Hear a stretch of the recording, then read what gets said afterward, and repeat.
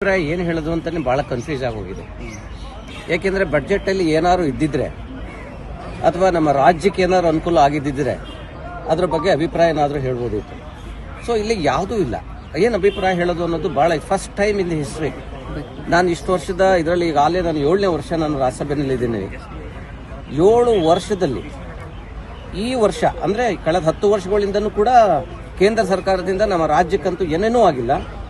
ಅದರಲ್ಲೂ ಕೂಡ ಈಗ ಏನು ಎಕ್ಸ್ಪೆಕ್ಟೇಷನ್ಸ್ ಇತ್ತು ಆ ಎಕ್ಸ್ಪೆಕ್ಟೇಷನ್ಸ್ ಬಿಡಿ ಅಟ್ಲೀಸ್ಟ್ ಏನಾದರೂ ಒಂಚೂರು ನಾವು ಕೊಡ್ತಾ ಇದ್ದೀವಿ ಅನ್ನೋದ್ರ ಬಗ್ಗೆ ಎಲ್ಲೂ ಕೂಡ ಮಾಹಿತಿನ ಹೊರಗಡೆ ಕೊಡದಂಗೆ ನಮ್ಮ ನಿರ್ಮಲಾ ಸೀತಾರಾಮನ್ ಅವರು ಕರ್ನಾಟಕದಿಂದ ಆಯ್ಕೆಯಾಗಿ ಬಂದಿದ್ರು ಕೂಡ 2ನೇ ಬಾರಿಗೆ ರಾಜ್ಯಸಭಾ ಮೆಂಬರ್ ಆಗಿದ್ರು ಕೂಡ ಅವರೇ ವಿತ್ತ ಸಚಿವರಾಗಿದ್ರು ಕರ್ನಾಟಕನ ಇಷ್ಟೊಂದು ನೆಗ್ಲೆಕ್ಟ್ ಮಾಡಿದ್ದಾರೆ ಅಂತ ಅಂದ್ರೆ ಅವರು ಎಲ್ಲೋ ಒಂದ್ ಕಡೆ ವಿಶ್ವಾಸ ದ್ರೋಹನ ಮಾಡಿದ್ದಾರೆ ಕರ್ನಾಟಕದ ಜನತೆಗೆ ಅಂತ ನನ್ನ ಅನಿಸಿಕೆ. ಕರ್ನಾಟಕದ ಜನ ಈಗಲಾದ್ರೂ ಅರ್ಥ ಮಾಡ್ಕೋಬೇಕು, ಇಷ್ಟು ಜನ ಎಂಪಿಗಳನ್ನ ಗೆಲ್ಲಿಸ್ಕೊಟ್ಟಿದ್ದು ಈ ಕಾರಣಕ್ಕ ಅಂತ ಅಂದ್ಬಿಟ್ಟು ಇವತ್ತು ನಮಗೆ ನಾಚಿಕೆ ಆಗುವಂತ ಪರಿಸ್ಥಿತಿ ನಿರ್ಮಾಣ ಆಗಿದೆ.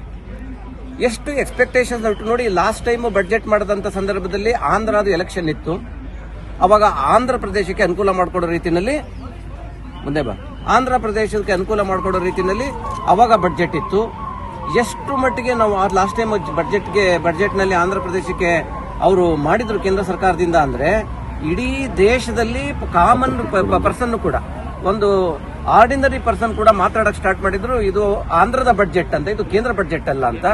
ಅದೇ ರೀತಿಯಲ್ಲಿ ಈ ಸರಿ ಬಿಹಾರದ ಬಡ್ಜೆಟ್ ಆಗಿದೆ ಹೊರತು ಚುನಾವಣೆಯನ್ನ ಮನಸ್ಸಲ್ಲಿ ಇಟ್ಕೊಂಡು ಮಾಡಿದಂತ ಒಂದು ಬಡ್ಜೆಟ್ ಆಗಿದೆ ಹೊರತು ರಾಜ್ಯಗಳನ್ನ ಅದರಲ್ಲೂ ಕೂಡ ಒಕ್ಕೂಟ ವ್ಯವಸ್ಥೆಯಲ್ಲಿರುವಂತಹ ರಾಜ್ಯಗಳನ್ನ ಇದರಲ್ಲಿ ಕಡೆಗಣಿಸೋದ್ರಲ್ಲಿ ಇವತ್ತು ಸಿಂಹಪಾಲು ಇವತ್ತು ಕೇಂದ್ರ ಸರ್ಕಾರದಿದೆ ಅಂತ ನನ್ನ ಅನಿಸಿಕೆ.